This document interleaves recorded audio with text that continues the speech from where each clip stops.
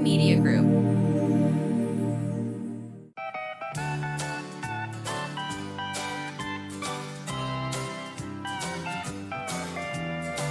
Welcome to A Sandwich and Some Lovin' podcast. I'm Kelly Raspberry Evans with my husband and my podcast co-host, Alan Evans. A train in the house. Filming this a little early, recording this a little early on a beautiful, well, somewhat beautiful Wednesday afternoon because Mommy has to go to work.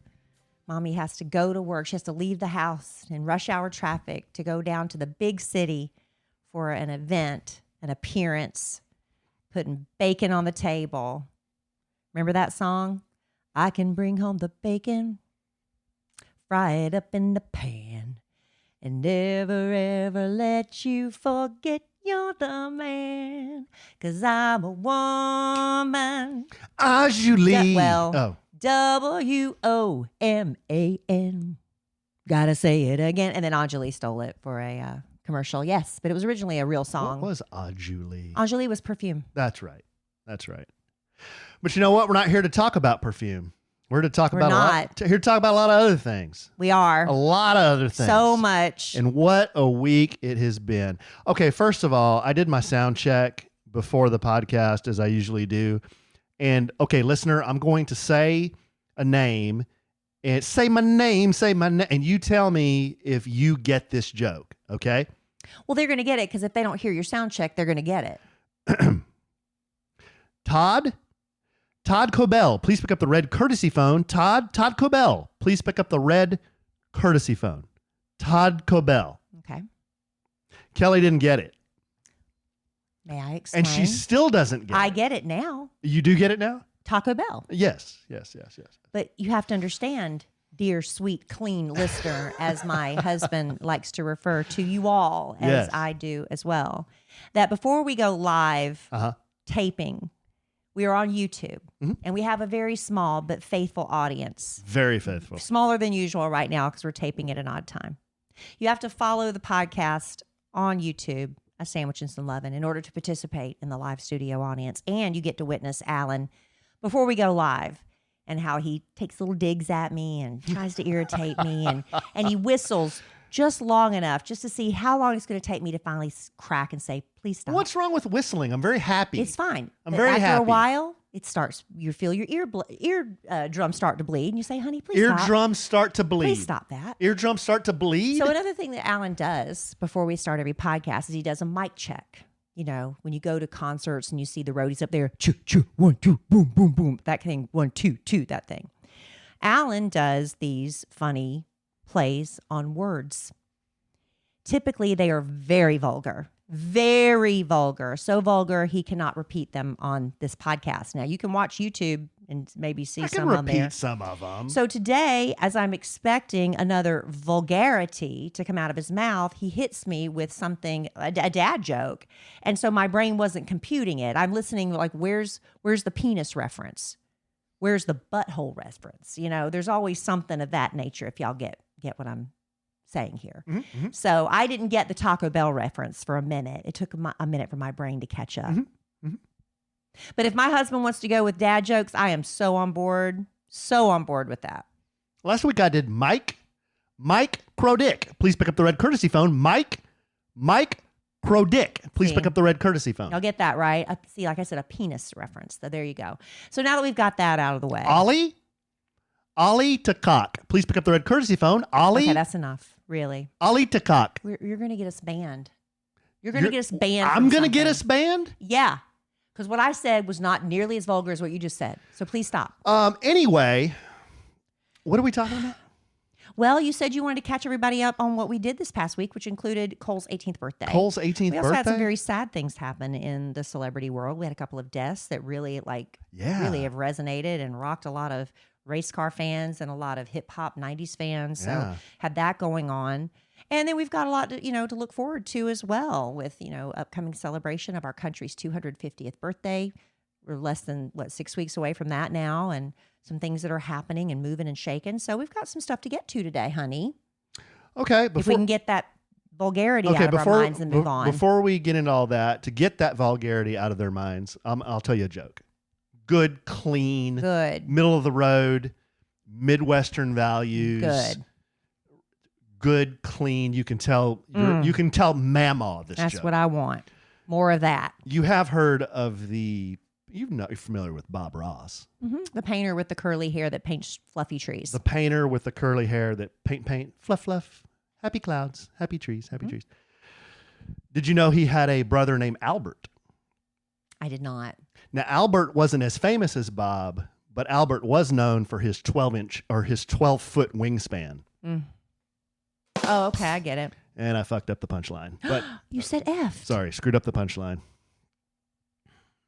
Are we gonna have to bleep that? No. Yeah. So I'm gonna have to make a note that we have to bleep that. Albert Ross. I got the joke. What did you need to see? You can't even tell a clean joke without cussing. I messed up the punchline. Oh, gosh. Please don't let your children listen to this podcast today. Yeah, and We're going to put a big exclamation point on this one.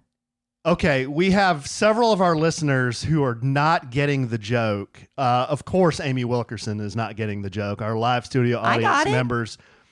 Albert Ross. Albatross. Known for his 12-foot wingspan. Flying dinosaur. No, not an albatross. Flying bird. Just a big, like an albatross. Even though I said 12-inch wingspan, that fine. Wouldn't be a very big bird. It's fine. It's still fine. I got it. Anyway. Let's please just move on. Move on. Please. Oh my gosh. Okay. So, Cole had quite the birthday celebration. I think last podcast we talked about turning 18. I talked to him a couple of days ago and he was so tired sounding. I said, buddy, you sound bushed. He goes, I am bushed. I said, you've had like 5 or 6 parties. It's too much. He had a lot of celebrating, but it's too much. It does get to be exhausting. It for really good reason. does. For good reason. It is good reason, but there's like a point where you're like, I'm over celebrating me. And Cole reached that point. He had a lot of birthday. I don't know what else to say other than I can't believe the kid's 18. Yeah, he looks good. He's so sweet. We went to Hibachi, and we fortunately, it's like when you do a tour of anywhere. I remember taking my friends to South Carolina, to Charleston. South Carolina. And we got, one time we got a great tour guide, my mother and I, hilarious, entertaining, learned so much. And the next time we got a tour guide that was just there for the check. You know what I mean? And so it really makes a difference. And so sometimes when you go for Hibachi, it's a little hit or miss. Do you get a great show? Do you get a guy there just going to serve you food? Are they obligated to give you a show?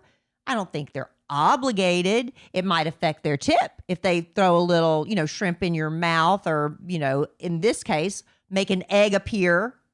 Did a little magic trick. Hadn't had that happen before at Hibachi. That was a good bit. So that was good. We had a good time with the family at Hibachi. Everybody's ordering. We're up charging everything. You want plain rice or fried rice for an extra charge? Fried rice across the board, right? You want to add a shrimp skewer to your splashing meadow? I do. Add it. Lobster tail, go for it. Please do. And Alan didn't even show me the bill. Oh. He wouldn't dare show me the bill at the end of that. That was a big one. But it was a big one. Thankfully, this crowd, not drinkers.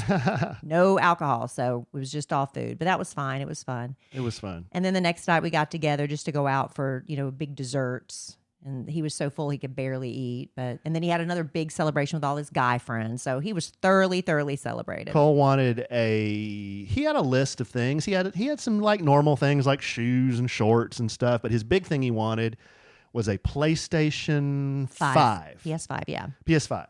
So, and he wanted his 18th birthday, y'all. So, and he wanted the newest baseball game. And I was telling him, and I don't think he appreciated it as much as I kind of look back on this, is when I turned 17 or 18, I can't remember, I asked my mom and dad for a Nintendo. Not a Super Nintendo. A Nintendo. Was that all they had back then? Yes, the original Nintendo. So I got Was that the one that came after Atari? Yeah, it was after Atari. See, I had an Atari growing up. But before the Super NES. I don't know if my brother might have got a Nintendo. Anyway, I took this Nintendo to Texas Tech, and I think in my dorm room, we would have these giant gatherings of guys playing Tecmo Bowl, which is a football game. We would play Tecmo Bowl tournaments when we weren't studying, of course. Of course. We would play Tecmo Bowl tournaments till 3 a.m. on this dang Nintendo.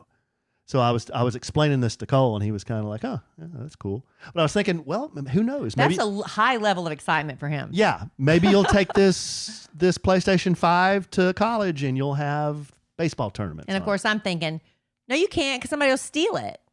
Oh, you think? I don't know, unless they lock their dorm rooms or have a safe or something. Yeah, Dilla was telling me that the PS5, I think it's died down, but didn't it used to be really hard to get? Everything when it's new is. Yeah, but it's been out for a couple of years now. So maybe the next, is there a PS6 yet? Not yet. Amazon. I mean, it's coming. We got it on Amazon. So he had a great birthday. You are going to love Legacy Box. You know, becoming a parent changes how you look at memories. While we're savoring and saving every moment with our kids, suddenly you start to realize a lot of important memories from our childhood.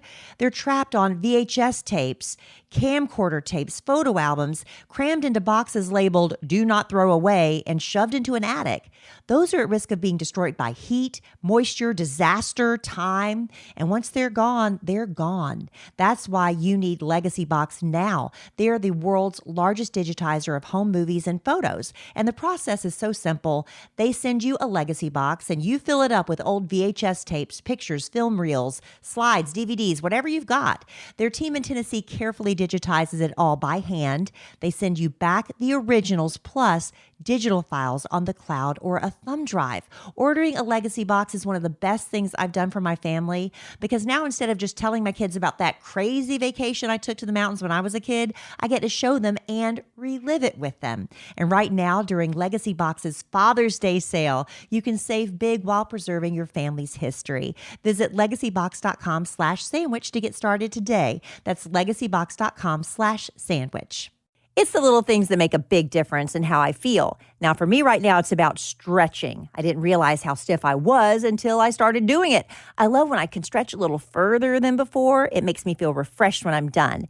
And you know, a little makeup refresh can make all the difference too with Thrive Cosmetics, my go-to clean makeup routine year-round. Now, of course, their Brilliant Eye Brightener and Stella Champagne is always in my makeup bag. Actually, I need to reorder more. I'm almost out. But it comes in 32 shades, and the Shenna Mint Green Shimmer looks really fun for summer. Their Empower Matte Precision Lipstick Crayon, it's really amazing. It gives you a beautiful color that lasts without feeling dry.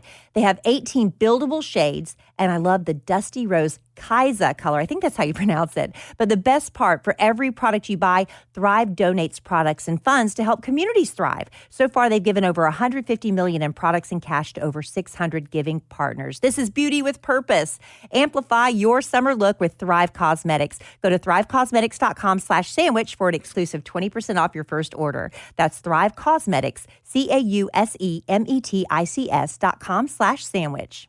I don't think I've ever talked about it on this podcast before, but one day I was walking past the windows going upstairs and I noticed this greasy cooking smell. You know what I mean?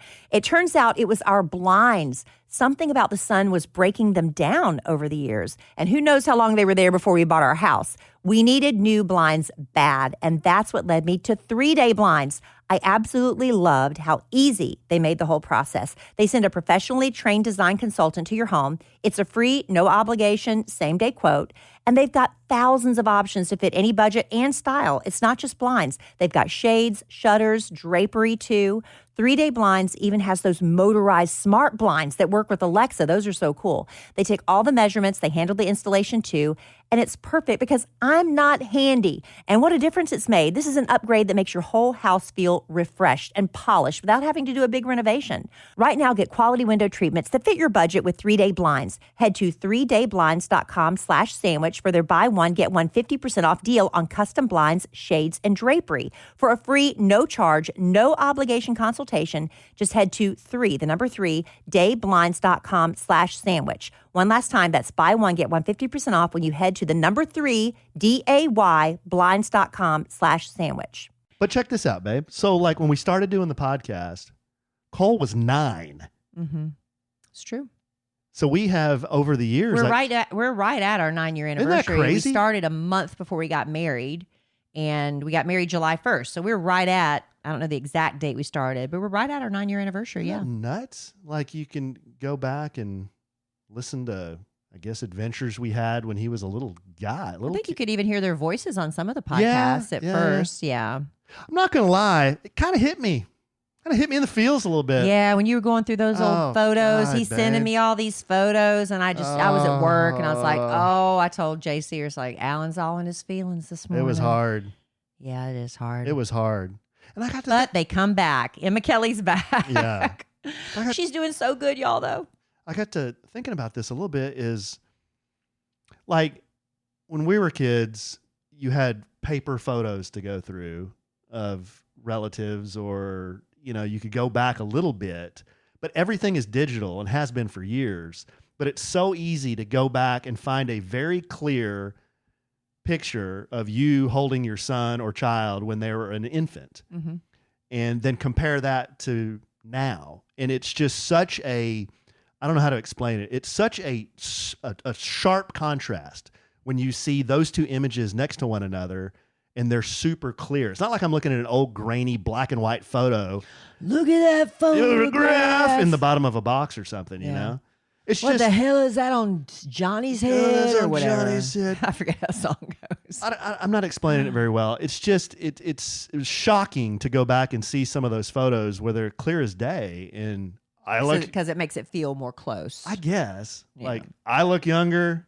He's like, 8 pounds, and now he's. I get that. It feels closer than it actually is. Driving a car. It is still very close. It goes so quickly.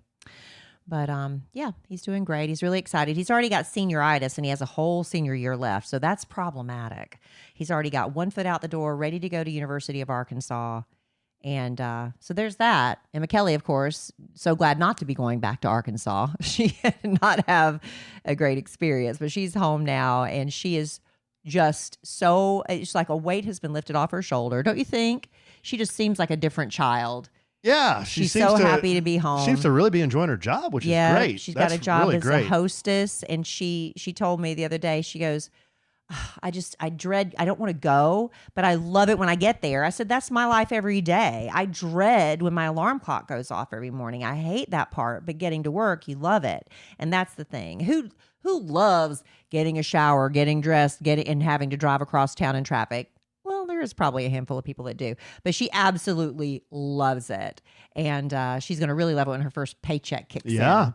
So we're excited about that. I'm happy to see her happy. So good news on that front. And Dylan is, of course, doing Dylan's just clocking along, man.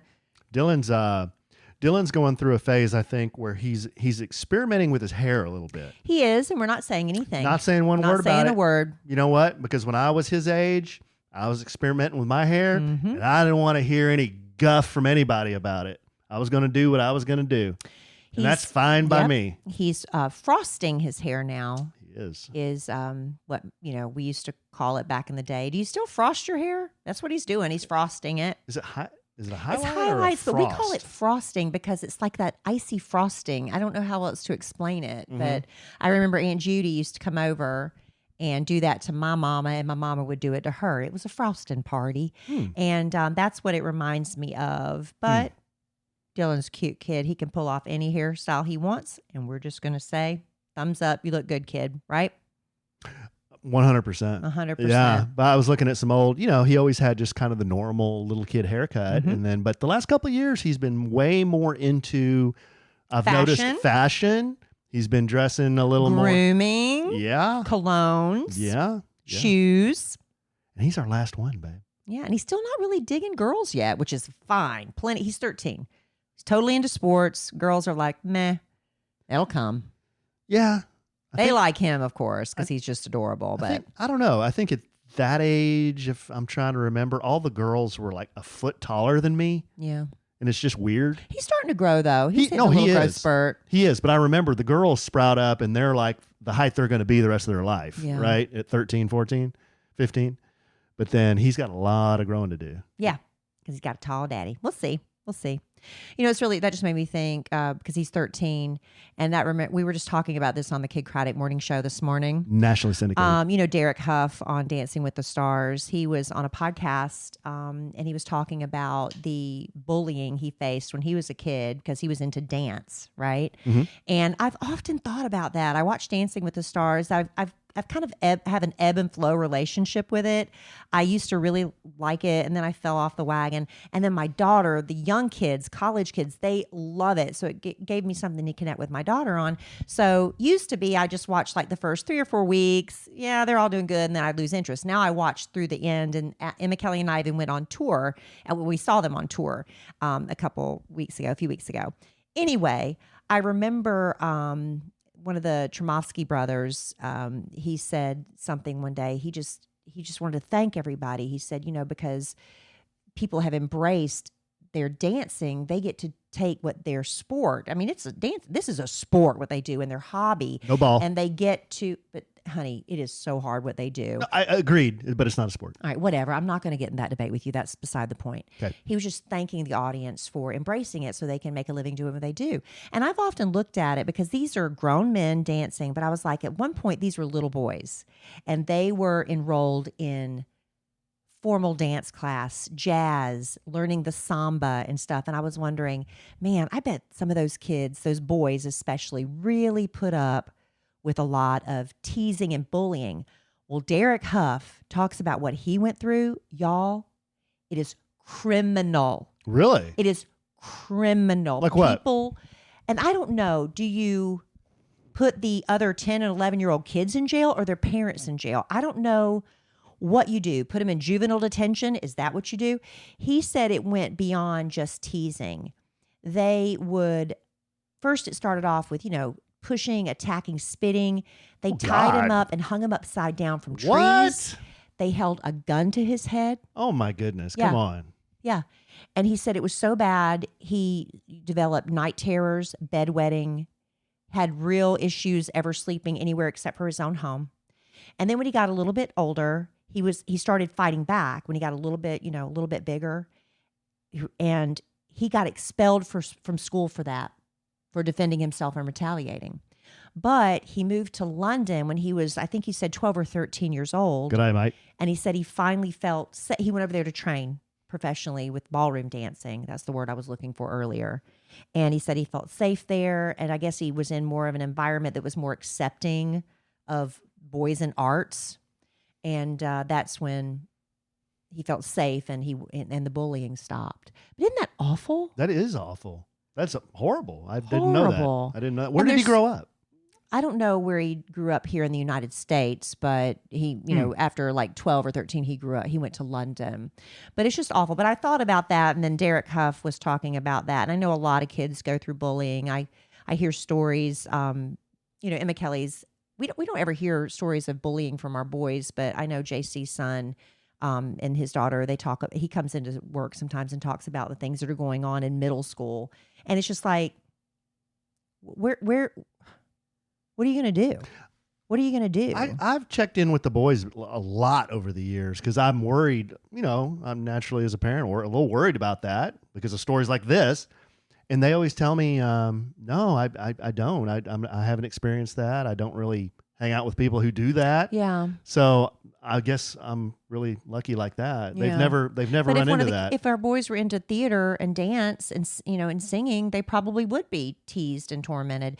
And Derek said it got really bad when he said it really turned violent when a girl developed a crush on him, and then the other boys were like, "Oh yeah," and then they really started attacking him, and it ramped up. So that's that's been weighing on my heart. And another thing weighing on my heart is we lost a couple of icons. One in the racing world, Kyle Busch, right? Mm-hmm. Only 41 years old, a rock star in NASCAR. I don't keep up with NASCAR as much as I used to when I lived in South Carolina. I grew up in Florence, which is right next door to Darlington. So we have the Darlington, raceway and everything.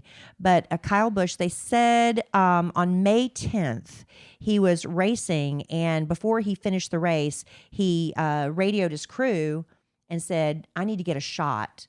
I need something because I'm feeling really sick. He had like sinus problems and stuff like that. So he said the G-force was making it worse. Have you ever had like a sinus pressure headache and you fly on a plane and, just that pressure? So he was just feeling really sick. And a doctor is now saying, of course, in hindsight, if they'd have taken him to the ER to be checked out, they would have seen that this is the effects of walking pneumonia and it was really bad. They could have done all this stuff and prevented the tragedy that ended up happening. But they said also Kyle's mindset, that he was just like this winner on the racetrack, and he's got this power through no matter what mindset. So just like 5 days after he was so sick asking for a shot, he went on and won a race. Yeah. He won. Yeah. And then he was a great driver. Yeah, great driver, Hall of Famer, would be. Anyway, so last week he's at a race simulator because they can't always get on the track. So he's at a race simulator, and the next thing they know, they find him on the bathroom floor. He's coughing up blood and rush him to the hospital, and he died. I mean, like really quickly declined. And they said it was pneumonia that developed into sepsis. Yeah. What is sepsis? It's a blood infection, I believe. Awful, just awful. And 41 and young kids. It's just such a shame. And then on top of that, and I know this not at all the same, but still tragic, Rob Bass.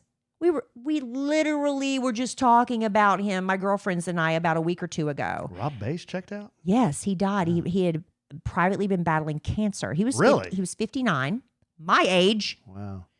So anyway, several years ago, Big Al used to throw me an annual birthday party. And he'd always bring in a throwback artist. He started with Coolio.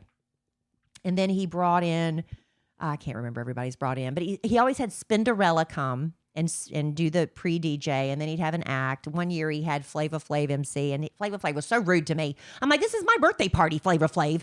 Anyway, Rob Bass was there one year, and y'all, this was when I was in my prime. I was smoking hot, if I do say so myself. I was wearing this yellow dress. My hair looked good. I was thin. My boobs were perky. Everything was great. And anyway, so Rob Bass had 2 songs that I can remember. Do you remember what Rob Bass sang?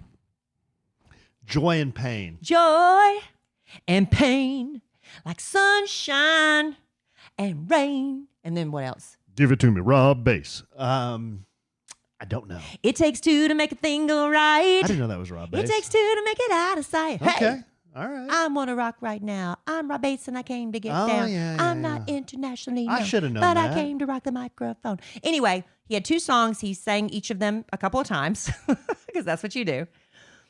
Big Al Mack and all my girlfriends, we used to always stay at Hotel Zaza. We used to live at Hotel Zaza back in the day.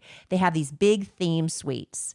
They were after like Austin Powers room, the Red Shoes room, all these sexy rooms. The place was kind of lewd. It was lewd. It's a fine hotel. Motley Crue it's a would fine stay hotel. when they came But to we had a town. lot of fun. Anyway, we were all staying there. Lewd. And Al hired an ambulance that had been converted into a party bus with a stripper pole in it to take us from the hotel to the McKinney Avenue Tavern, which he owned at the time, back to the hotel. And so all of us girls, we've been partying hard all night. Bye, Rob Bass. See you later. Thank you so much. Well, guess who gets on the ambulance with us? Rob Bass. No way. He thinks he gonna get lucky with somebody in this birthday party. So we're partying. My friend Christy, she was there. We were all having just so much fun. Shanda was there, Tara, everybody, Amy, all of us. I think Amy was there, Kenzie. We having a ball. It's only like 2 miles to get back to the hotel. And we get there, we're partying, stumbling into the lobby, and Rob Bass is like, here I come. We're like, bye, Rob Bass. We left him there in the lobby. It was so sad. And now he's dead. Well, I'll miss Rob That's Bass. my Rob Bass story. That's a good Rob Bass story. You can't scroll your phone for more than 30 seconds without seeing somebody talking about GLP-1s. Maybe you've been close to trying them, but you're not a needle person, or maybe you're looking for a natural alternative. Well, let me introduce you to our podcast sponsor, Veracity. Their Metabolism Ignite, it's a natural plant-based GLP-1 alternative that is doctor recommended and clinically proven to help reduce hunger. Just 2 capsules with breakfast every morning. It's all you need. And one of the first things I noticed was I wasn't thinking about food all day, that food noise you always are constantly battling. Metabolism Ignite has no allergens, no caffeine, no negative side effects, and we love that. It's shown to reduce hunger by 85% and clinically proven to help lose an average of 9 pounds in 90 days. We really love that. Look, this stuff is sold out 10 times for a reason. So before it sells out again, make the switch to GLP-1s the natural way. Head to veracityhealth.co and use sandwich for up to 65% off your order. Once again, that's VERACITY sandwichealth.co for up to 65% off. Make sure you use our promo code SANDWICH so they know we sent you. I think everybody's had that moment where they say, I should start my own business. Now, maybe you've got an amazing hot sauce recipe, or you've gotten really great at making candles or jewelry, and all your friends keep telling you you should sell that stuff. Well, what's stopping you? If you've been sitting on a business idea, Shopify makes it easy to make it happen. Everything you need to start selling is included and ready from day one. When your first customer is ready to buy, Shopify checkout helps more people actually complete the purchase. And when they come back, their information's already saved. So checkout is quick and easy. One tap and they're done. Shopify handles all the technical stuff too, the setup and checkout, so you can spend your time growing your business and doing what you actually love. It's no wonder Shopify powers millions of businesses around the world, from household names like Mattel and Gymshark to small businesses just getting started like yours. With Shopify, nothing stands between your idea and a real business, so go make it one. Start your free trial at shopify.com/sandwich. That's shopify.com/sandwich. One more time, shopify.com/sandwich.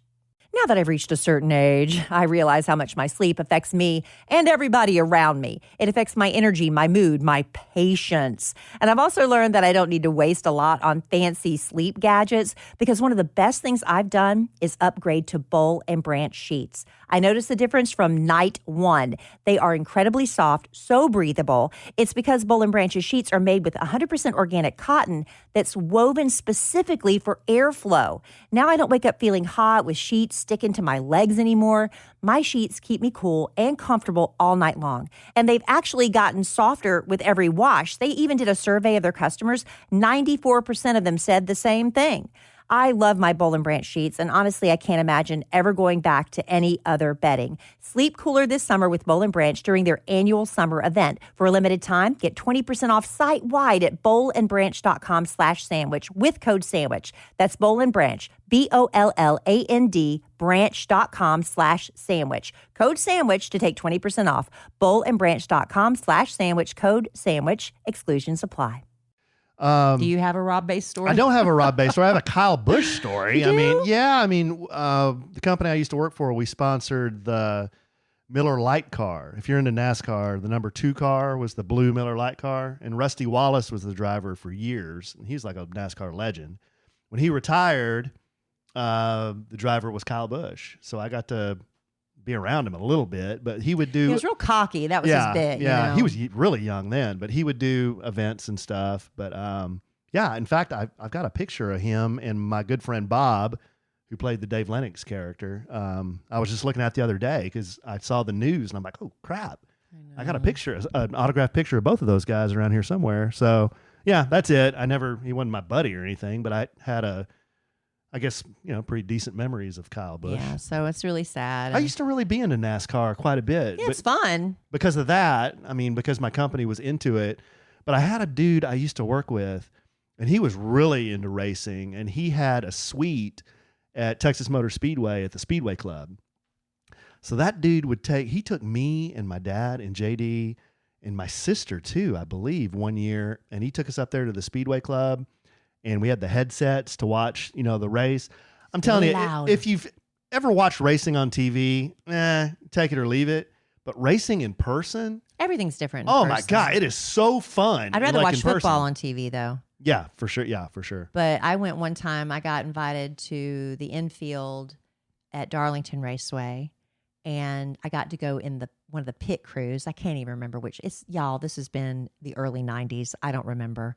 But I got to go with the pit crews and watch the car come in and they change the tires. It's really fun. It's cool. But, being in the infield, you just kind of watch the cars go round and around. Tell you what. And around. That's what it is. That infield gets pretty ripe. It does. A lot of buffoonery goes on. People camp out for a week leading up to it. It's like a little traveling, I don't know what you call it, sideshow, traveling entourage. I preferred to be up in the suite. Yeah, I much prefer air conditioning and buffets. We did the champagne toast with the winner of the race. It was high. Wow. It was highbrow, man. Wow, y'all really did have fun. Yeah, it was highbrow. Well, speaking of fun, this is the 250th birthday of America this year, and there's a lot of special things going on. I can't wait to see on July 4th. I think we're going to be celebrating our 250th birthday, not on U.S. soil, but we'll see. That tends to happen with us a lot. Tends to though. happen. That's my vacation week. But to celebrate, there's so many things they're doing. They've got a construction project underway at the White House. You know they're doing a UFC fight there on the White House lawn. You knew about that, right? I heard that was going to happen. Is that true? It is real. On June 14th, it's part of the nation. They say it's part of the nation's 250th celebration. I guess they can't really do it on July 4th. They got a lot of other stuff going on. And also commemorating President Trump's 80th birthday. But this is just so strange that they're doing this. But President Trump's a huge UFC fan. And they're having a fight on the lawn. They're building this big octagon-shaped cage. And it's going to be under a towering arch featuring stars, stripes, patterns, 2 large screens. So they're carrying the action live. They're going to be thousands of temporary seats set up, including ringside space for a full marching band. It's hilarious. Let's see. It's going to feature a 5,000-seat arena, the president said. They plan to issue as many as 85,000 free tickets to accommodate spectators, not only at the White House, but they're also setting up large screens at a park nearby at the Ellipse. But they say everybody's not too excited about the fight because if we're celebrating America's birthday, they've got Brazil's Alex Pereira fighting France's Cyril Gane. France, huh? For the interim UFC heavyweight title. And then Spanish-Georgian lightweight champion Ilia Topuria. I am butchering these names, y'all, and I apologize. He takes on the interim champ Justin Gaethje, one of just 2 Americans who currently hold even a share of the UFC's 11 championship belts. So that's why they don't have more American fighters up there, because there's just not enough of them. Speaking of UFC, we haven't talked about this, but this is a little bit of old news. We were kind of geared up to watch the Netflix fight between Ronda Rousey and Gina Carano. At least I was. I was kind of like, I want to see what happens here. Who got more upset? Well, you got really upset. I was mad. But the dang fight was over in 10 seconds or whatever. Like they said 17, but it didn't feel 17. I was livid. Hate to be I told you so guy, but I told Kelly, I said, look, I like Gina Carano. I liked her. Love her. I love her. I liked her in The Mandalorian. I just think she's a cool chick. But look, Ronda Rousey is going to kill her because Gina hasn't fought in 17 years. Okay? Ronda Rousey's an animal. And sure enough, she got her. I said she's going to get her on the ground and she's going to break her arm. And that's what she almost did. Exactly. That's why Gina had to tap out. I was so mad. It was like, oh my gosh, I can't even believe this is over. Gina lost over like right around 100 pounds to do this fight. She's been training and she's just like so upset. She's like, I didn't even get, she's mad at herself that she allowed that to happen, to get taken to the ground so quickly. And it's just like, I know I don't have a winner's mentality apparently, because I would be like, let's give them a little bit of a show. We've been building up this fight for months and months. People have been sitting here for 3 hours leading up to this battle, and it's over in 17 seconds. Well, that's what Tyson and Jake Paul did. Give us a show a little bit. But then everybody calls BS on that. But she could have. They're like, this is a bunch of crap. They're not even trying. I'm not saying don't try. But don't immediately go for the kill right out the gate. I was so mad. That's how she's wired. I was mad as fire. That's how she's wired, man. And then Ronda says, I'm done. I'm not getting back in the ring. I'm going to go back to the farm and make another baby. I'm like, what the hell is that? You're not even going to give Gina a chance to come back and figure it out? No. I was so mad. Y'all, I couldn't stop. No. Allen just sat there and let me rant. This is just a small taste of what I was fuming about. I was mad as fire. Gina's not going to come back. She shouldn't. She should. No, she should. She got to redeem herself. Babe, she's in her. After all that, she's in her 40s. She looks amazing. Yeah, she looks amazing. Well, how old's hasn't. Ronda Rousey? But she hasn't fought in a long time. Well, she needs to fight somebody else that's a little bit more on par, more even playing field, and not the animal Ronda Rousey. It's not fair. And I don't mean that in a derogatory way. I mean that in that she goes for the kill. She will kill you if you don't. I'm so mad. If you. Yeah. I'm still mad. You got me all fired up again. I forgot about it and it's moved on. Now I'm hot. I can't take off this robe because y'all know nothing going on under here. All right. What does that mean? I'm naked underneath my robe and I'm hot and I can't take it off now because you got me all fired up. Are you making my chair real sweaty? Probably so. Is there going to be like a line right there where you're... Yeah, probably so. Butt sweat. There's nothing more embarrassing as a woman is when it's the hot, in Texas summers especially. You go out. I remember I was doing a podcast. You just triggered a horrible memory for me. I had a flashback. I tend to do that. The preacher a mile from our house asked me to be a guest on his podcast, and I went up there, and he said, "I really apologize. The air conditioning doesn't work." St. Andrews. Oh, yeah. He looked at me like I'm crazy. Well, I thought that... No. Kelly, I love you guys. I thought No, it might was have been different. Pastor Sam. No. Oh. He asked me to be on his podcast, but we got up there, and he's like, "I really apologize. The air conditioning is not working very well up here."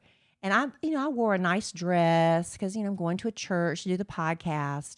And when I got up, my sweaty butt print was on that chair. It was so embarrassing. But it happens to the best of us, the most delicate, sweet, feminine of us. Get butt sweat. It is what it is. Okay, back to the America's 250th birthday. More on America's 250th. Just real quick, how we're celebrating. Okay. They've got a new coin, and I know you used to collect coins. No, you collected stamps. What did you collect? Both. Okay. I started with stamps, and then I moved into coins. All right, but you don't do any of it anymore. You might want to grab these. One of the top 5 things I regret the most selling in my lifetime. One is a Gibson guitar that's probably worth thousands of dollars now. Several motorcycles.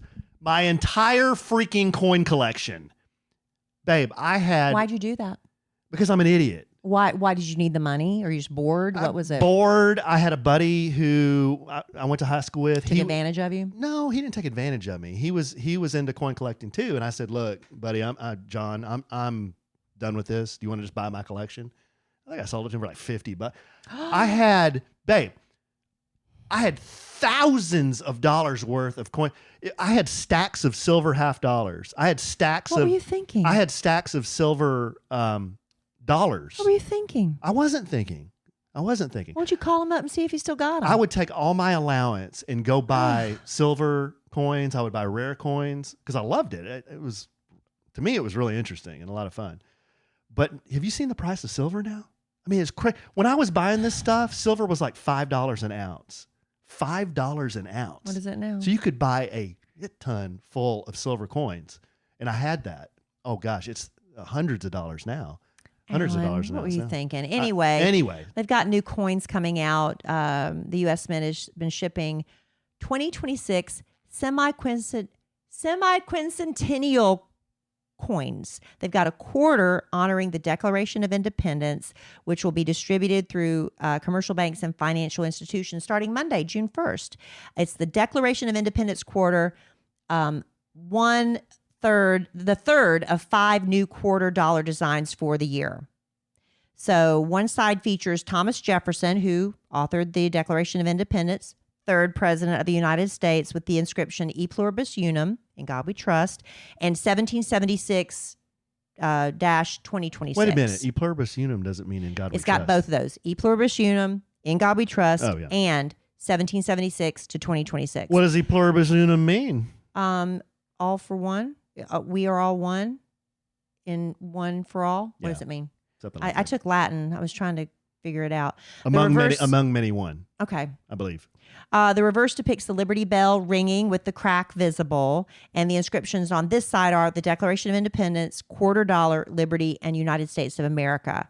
So the other 25-cent coins featured in the semi-quincentennial commemoration this year, kudos to me for saying that, the Mayflower Compact Quarter, that went into circulation in January. It features a male and female pilgrim embracing under a banner that reads E Pluribus Unum, which translates to out of many one. Isn't that what I just said? Yeah. The Revolutionary War Quarter, that went into circulation in March and has George Washington during the Revolutionary War. And now we're getting the upcoming Declaration of Independence Quarter on June 1st. And then we still have the U.S. Constitution Quarter coming up that features a portrait of James Madison. So, and it also features let's see. The U.S. Constitution Quarter features a portrait of James Madison, has not yet gone into circulation, while the Gettysburg Address Quarter, also not yet in circulation, features Abe Lincoln on the front, 2 clasped hands on the back, and the inscription, "A New Nation Conceived in Liberty." Other coins minted for the occasion: a dime with the face of liberty, a nickel with Thomas Jefferson, and a 1776 2026 inscription, a Liberty $50, and a 1776 to 2026 penny. I thought they weren't doing pennies anymore. Well, it's commemorative. You can buy them directly through the U.S. Mint's website if you want to start collecting again, Alan. That's really cool. Let me drop some George Washington knowledge on I would you. love that. Is it lewd and vulgar? No. Was it's he not. an upstanding president? Did he have any shady, I can't like confirm Ben Franklin? I can't confirm. Well, Ben Franklin. Oh, man. George Washington, he was 6'2". Now, you may say, oh, okay, 6'2", Back whatever. then, that was a giant among men.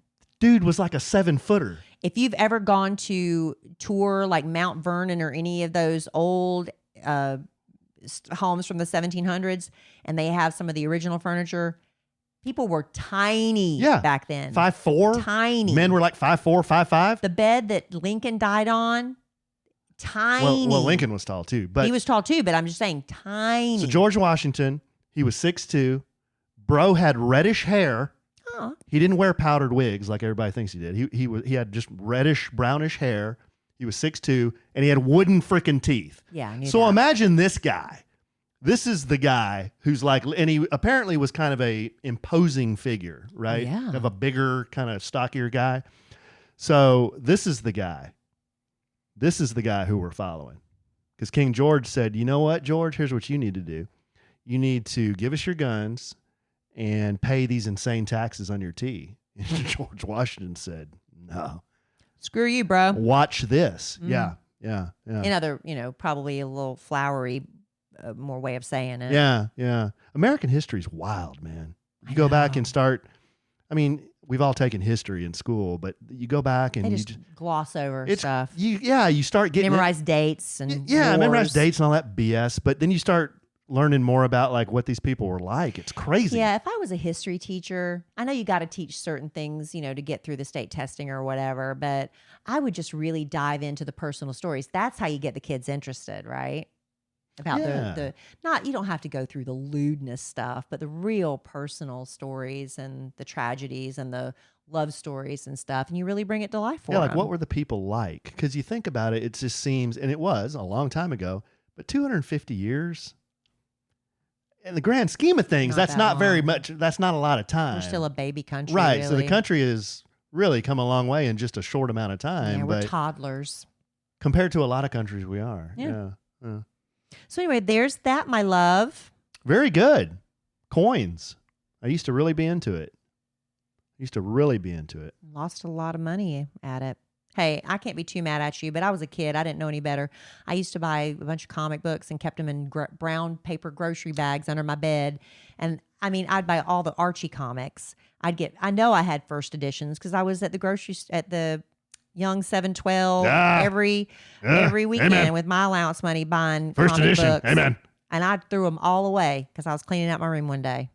Don't tell George that. Well, there's nothing you can do about it now. Ask him how much is That was Archie, way back in the 1900s. Archie first edition comic book. I don't wanna know. I bet it's worth hundreds of dollars. How would I know? We would have never unwrapped any toys. We would have never had any fun because we were holding on to everything, hoping it would be worth something someday, right?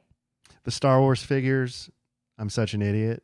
I remember just throwing those things away. Boxes of them. I know. Original Star Wars stuff. I know. I had more Star Wars stuff. Speaking of the Mandalorian and Grogu, Yeah.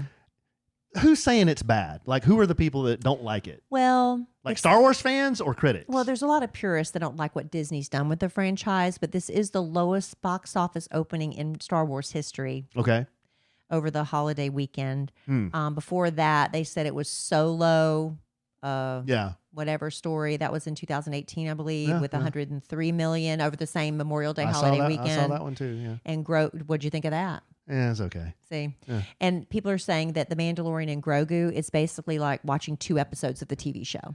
Which the TV show is, I still think, the most fabulous like Disney Star Wars stuff. So that's why been didn't made. they just put it on Disney Plus? Good question. You know, if they're not gonna go there. And well, anyway, all I know is is that really okay? The Pedro Pascal. Yeah. Is that his voice really? No. Okay, that's not his voice.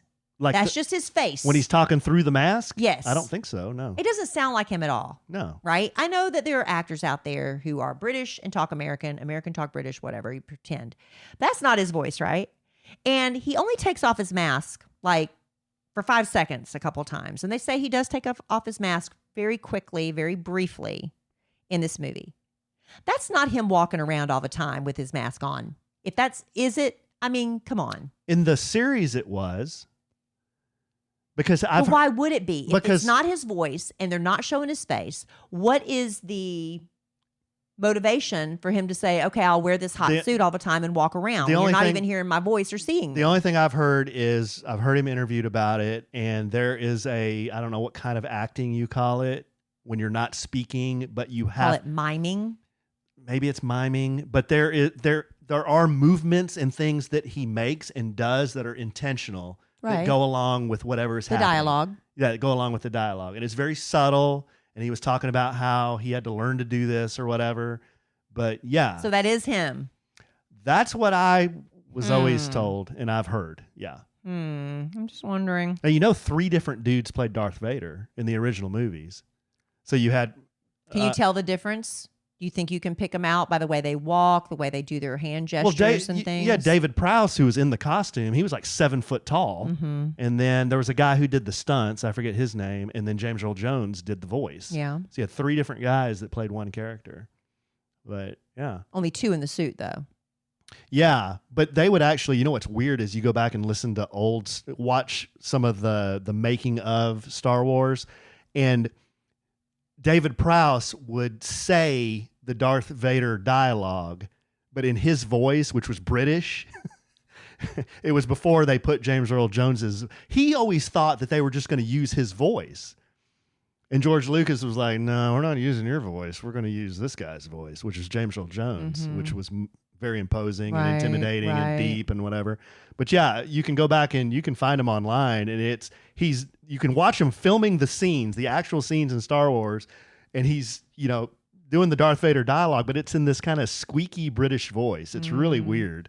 Well, I did have the honor of meeting Chewbacca, the real Chewbacca, because he lived in the area. He lived in the area, and he listened to us on the radio. And That's Peter Mayhew. Peter Mayhew, yeah, before he passed away. So that was really sweet. And he was 7 foot tall, too. Big man. Big man. Do you think Chewbacca had like a... Chewbacca? A Chewbacca? Like a girl? No, like... A wiener? Yeah, but do you think it was like... Do you think it was like Larry's wiener, where it's like a red rocket, or do you think it was like a human wiener? I don't know. I never really thought about it until you made me think about it, but I knew that's where you were going, because that's where your mind goes. Anyway, I've got to go get ready for an event. We got to wrap this up, honey. Oh, yeah. Not to cut the listener short. We'll bring it home for Jerome, but yeah, Dylan and I think we're going to go see... I think we're going to go see the movie this weekend. He said, don't see it. You have the kids this weekend? Yeah. He said, don't see it without me. And I'm like, no, I won't. Okay. I'm really confused. I get so confused about the summer schedule, y'all. It's not even funny. Alan just has to take my hand and mark it on the calendar. Very confused. Yeah. All right. Well, I'd like to maybe go to, maybe not. Maybe y'all can just go and do a boys thing. I don't know. We'll see. Why won't you come? I don't know. When are y'all going? I don't know. We don't even have tickets yet. Okay. Well, we'll figure it out. Maybe we'll do a family thing. I know who won't be there is Emma Kelly, because she's working. Yeah. Working woman, unless we go to a matinee. Oh, we could. I don't even know if she wants to see it, though. She said she didn't want to see it. She said she would go to we could all go as a family, but she would go into a different theater and watch the scary movie. She wants to see Obsession. What's that? It's the movie about the guy who makes a wish for the girl that he has a crush on to love him back, and it goes horribly, horribly wrong. She wants to see that. By the way, she is mortified that I am watching Off Campus. Why? That's a Netflix one, or is that an Amazon Prime? I think it's a Netflix one. Off Campus is a story about a college hockey student and a college music major who, I'm not spoiling anything. They fall in love or whatever, but it's like one of those. Remember that movie Can't Buy Me Love, with a very young Patrick Dempsey, and I forget the name of the girl in it, but she ruined her mom's suit or something. It's been so long since I've seen it. She ruined her mom's suit, needed money to pay for it. So he said, well, I'll give you the money, but you got to pretend to be my girlfriend, so I can be cool. And so it's sort of like along those lines where they agree to pretend to date so she can get the guy and he can pass a class. That's the whole premise. It's based on a book series. But y'all, it's got Emma Kelly. When I said, do you want to watch it with me? She said, no, Mom, because there is some inappropriate stuff. This is considered, it's based on a book series, young adult fiction, but there's a lot of like stuff that ought not be going on among our young people. It's really, but I love watching it. It's really good. The girl looks just like a young Brooke Shields. The boy looks just like a young Michael Hutchins from NXS. So that's really cool. The music is great. I do say this. There is no way any college boy's frat house is that clean, that his bed sheets are that clean, that his room is that pristine. No way, no how, ain't happening. So that I'm not buying. But otherwise, it's a cute movie. Cute series. It's a series. It's an 8-parter. I'm finished with 4 episodes, and my daughter's horrified. Okay, so to bring it home for Jerome, we're going to bring it home with just one more really quick history lesson from ChatGPT. Hurry, because I've really got to get ready. I asked ChatGPT, was Ben Franklin lewd? Oh my God, why are we going back to that? Ben Franklin definitely had a reputation for being earthy, flirtatious, and sometimes sexually provocative by the standards of both our time and his time. Lewd might be too strong depending on the context, but he absolutely enjoyed body humor and had a mischievous streak. Mischievous? For example, Ben Franklin wrote humorous essays and letters filled with sexual innuendo.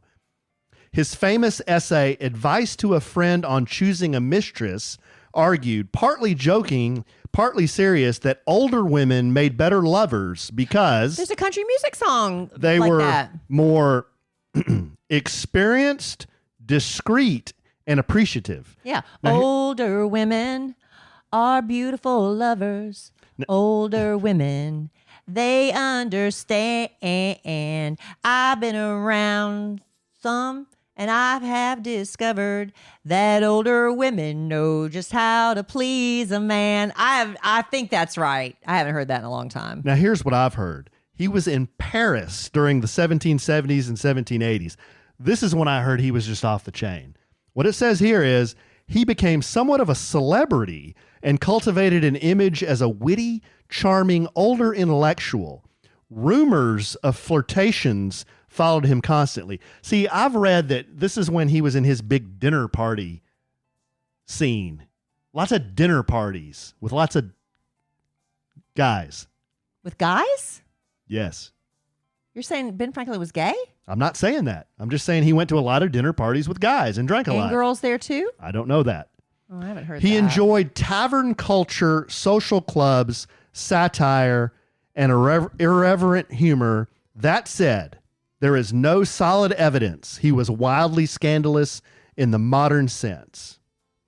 That sounds pretty scandalous to me. Much of his lewd reputation, See, they didn't have Facebook and Instagram back then. right, That's comes the from beauty of it. private letters, jokes, and the contrast between his grandfatherly public image and his very human private personality.